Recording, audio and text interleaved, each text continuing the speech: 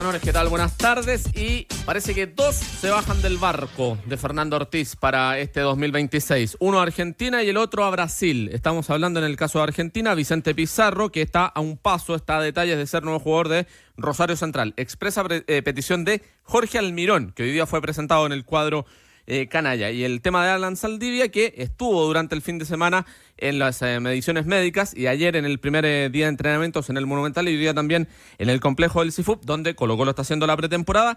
Llegó una tercera oferta de el Vasco da Gama, $1.8 millones por el 70% del pase. En el caso de Vicente Pizarro, 2.2 millones por también el 70% del pase del volante de Colo-Colo. Por lo tanto, y esperando lo que va a ser la reunión de directorio del día miércoles, para analizar esta situación de estas partidas de estos dos jugadores del cuadro popular. ¿Es natural que lo pida Almirón, PJ? Es natural porque el año pasado Colo-Colo consiguió los cuartos de final de la Copa Libertadores y en ese equipo no fue titular de comienzo de año Pizarro. Vicente Pizarro era suplente porque estaba Pavés, Vidal y principalmente el Colo Gil. Pero a medida que fueron pasando los partidos, Vicente Pizarro fue mostrando regularidad, fútbol, y se fue ganando el puesto y de hecho dejó relegado al Colo Gil a la banca. Entonces Almirón, esa parte de Vicente Pizarro, que es sobreponerse, de ganarse el puesto a punta de fútbol y de goles importantes. Me acuerdo que él hizo un gol en la Copa Libertadores, un remate cruzado.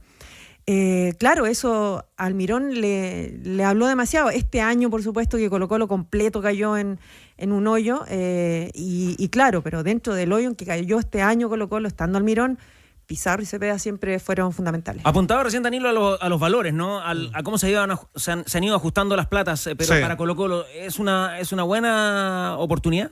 Yo creo que una buena oportunidad para Colo-Colo, también para el fútbol chileno, si bien es una zona del campo donde normalmente el fútbol chileno tiene variantes y hay hartos jugadores en esa plaza para la Roja. Yo siempre, cuando hay una transferencia de un jugador, siempre estoy en modo en frecuencia a selección chilena, porque creo que además en la coyuntura que estamos teniendo como fútbol, ¿no? Como industria, con la cosa tan a mal traer, tan alicaída, hay que pensar en estar en el próximo Mundial.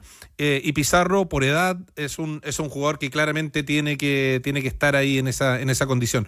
Y me parece un salto perfecto al fútbol argentino, porque Pizarro acá, cuando marca diferencia, la marca en función de su ritmo. Pero acá, objetivamente, se juega mucho más lento. Es un ritmo más cansino, digamos, y en el fútbol argentino, su buena técnica, complementada con una dinámica mayor, que va a ser una exigencia, le va a permitir crecer mucho como jugador. Y bueno, está esta ecuación de que Colo-Colo necesita recursos frescos y le viene bastante bien. Estaba revisando Danilo y cuando su papá se fue a Argentina, y siguiendo los pasos, ¿no?, de Jaime, tenía 29 años.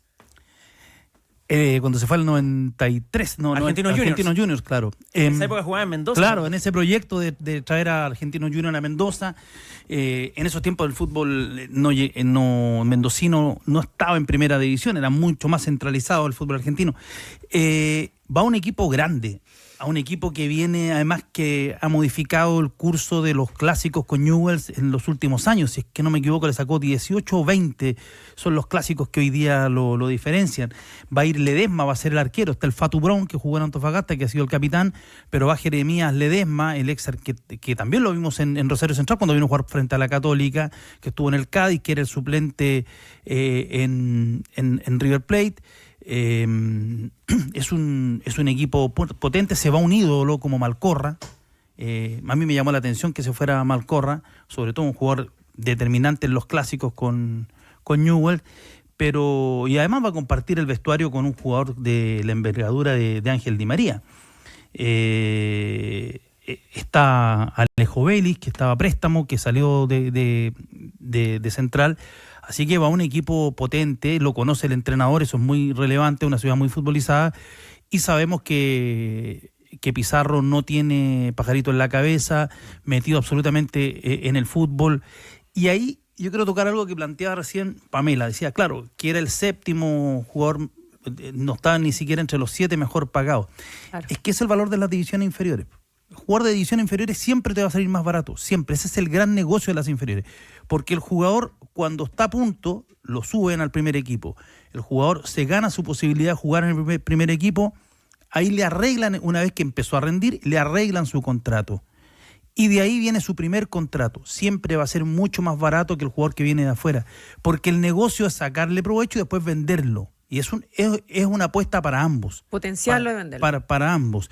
Entonces, por eso que es tan importante tener cadetes firmes, fuertes, competitivas, que saquen jugadores, porque eso te permite disponer en el medio local de jugadores de esa envergadura, lo que siempre hizo Argentinos Juniors, por ejemplo, que con muy poco competía en el fútbol argentino, lo mismo que Newell's dejó de sacar jugadores y por eso está como está, fue último en su grupo y peleó el descenso hasta el final.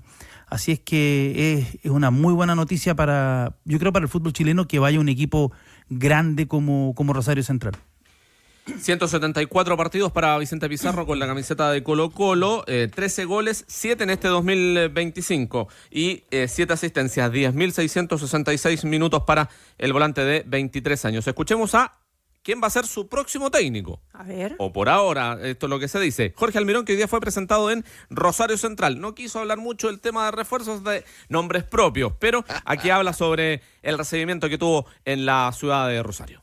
Bueno, realmente emocionado, lo hablaba con el presidente esta mañana antes de la presentación con los jugadores, de que bueno, siempre es empezar de cero, más allá de la experiencia que uno tiene, tal vez tenga cierta templanza por la edad también, tengo muchas expectativas, muchos nervios, para mañana ya pude estar con los jugadores, tener nuestro primer entrenamiento. Para mí quiero ser parte de la historia, así que ojalá, porque el equipo hizo una buena temporada el año pasado, ojalá que podamos hacer una muy buena campaña, que podamos representar muy bien a este club. Y bueno, yo las veces que he venido como entrenador a este estadio se siente mucho la presencia de la gente y bueno, ahora lo tenemos a favor, así que esperemos aprovecharlo. Estamos con una gran expectativa y agradecidos en el llamado y que han confiado en mí y en mi cuerpo técnico. Trataremos de dar lo mejor y muy contentos.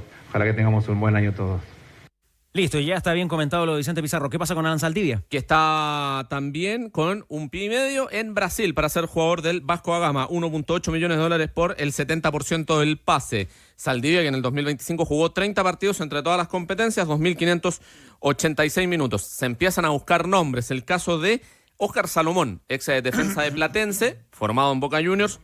Es uno de los nombres que más aparece para reemplazar al defensa uruguayo que, como decíamos, el sábado estuvo en las mediciones en Mets y el domingo en los entrenamientos. Y en el caso de Saldivia es un buen negocio para Colo-Colo, ¿no? Este jugador llegó casi en verde, ¿no? Extraordinario. Claro, un gran negocio y además estuvo en su minuto a punto de irse y el representante se lo quería llevar y Daniel Morón juega un rol muy importante ahí porque se salta al representante, persuade al jugador, le mejora las condiciones y Saldivia decide quedarse. Y ahí es donde mete una temporada muy buena, que es básicamente donde hace dupla de centrales con Falcón y se pega la crecida importante. Esta valorización, esta tasación y este interés de un equipo grande del fútbol brasileño como Vasco tiene que ver fundamentalmente con esa campaña, no con la del año anterior, donde sabemos que Colo-Colo se deprimió en muchos aspectos. Y que en este minuto Vasco tase o avalúe el pase el 100%, porque ese ejercicio también se hace en una cifra del orden de $2.3 millones,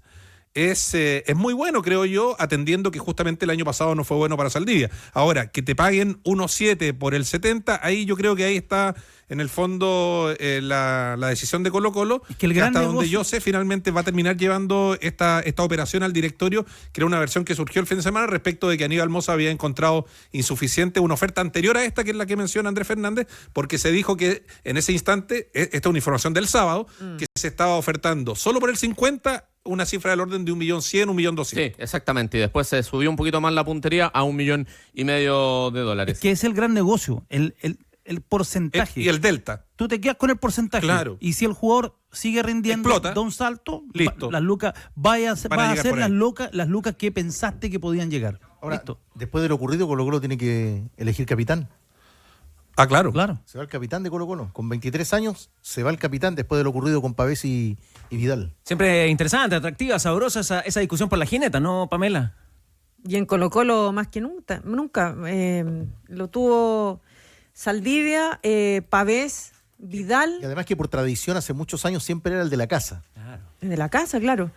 Oye, pero iba a reparar en lo anterior. ¿Para dónde va, Pamela? No, es que Vasco da Gama, o sea, lo importante y cómo es la visión de los brasileños. O sea, Vasco da Gama se echa al bolsillo el 2025 Colo-Colo y contrata o quiere contratar a Alan Saldivia, paga 1.8 por el 2024. Es decir, los tipos son tan claros que es lo que yo he explicado en esta misma mesa, que en el fondo el rendimiento de Saldivia del 2024 fue muy alto. Es decir, él es un extraordinario jugador, extraordinario central cuando está bien acompañado y cuando está bien. Es muy buen jugador. Por lo tanto, ¿qué hacen los brasileños? Dicen, ya, 2024, él tuvo esa performance, 2025... Ese es el parámetro, dices el tú. parámetro. ¿Y qué van a hacer? Lo más seguro es que lo van a recuperar y yo estoy segura que Saldivia va a volar.